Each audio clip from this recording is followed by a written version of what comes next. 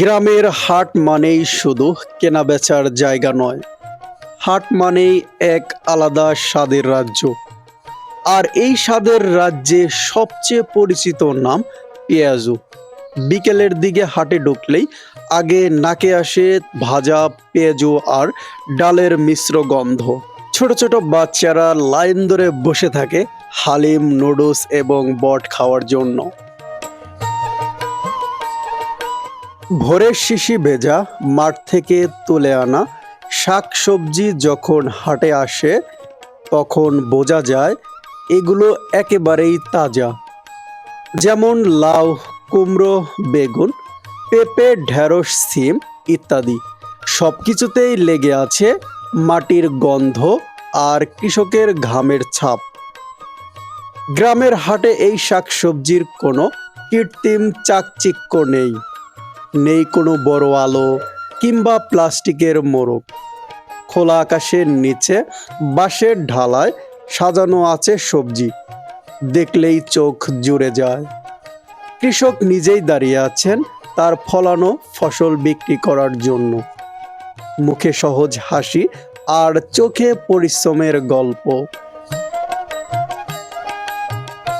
এই সবজি শুধু খাবার নয়, এগুলো সুস্থ জীবনের প্রতীক। রাসায়নিক কম, ভেজাল কম, স্বাদে একেবারেই খাঁটি। সকালে কেনা শাকসবজি দুপুরেই রান্না হয়, আর সেই রান্নার স্বাদে থাকে গ্রাম বাংলার প্রকৃতির পরিচয়। হাটে সবজি কেনার সময় শুধু দাম নয়, হয় গল্প। এই বেগুন আজ ভরে তোলা তো, টাটকা নিজের জমির তো। হ্যাঁ প্রিয় দর্শক, এভাবেই ক্রেতা বিক্রেতা সবসময় গল্পের মধ্যেই মেতে থাকে। গ্রাম বাংলার হাটে শুধু এটা ঐতিহ্য নয়, এটা একটা আত্মার আত্মীয়র বন্ধন।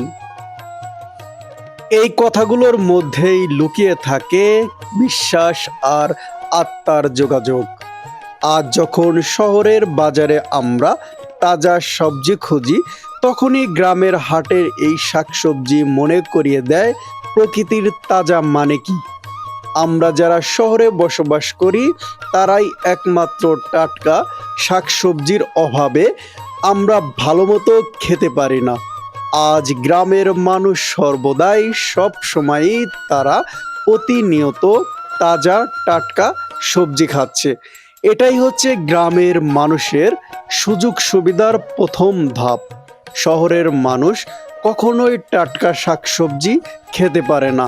হ্যাঁ প্রিয় দর্শক, আমি বলছিলাম টাঙ্গাইল জেলার এক প্রত্যন্ত গ্রামের হাটের কথা। এখানে বিভিন্ন ধরনের হাটুরিরা আসেন তার নিজের সাপ্তাহিক বাজার করার জন্য, কারণ সব হাটুরেরাই জানেন এখানে তাজা টাটকা সবজি পাওয়া যায়। প্রিয় দর্শক, দেখতে পাচ্ছেন সেই প্রাচীনতম 90 দশকের সময়ের মতো এখানে সব কিছুই দেখা যাচ্ছে। গ্রামের আসল সৌন্দর্য এখানেই ফুটে উঠেছে।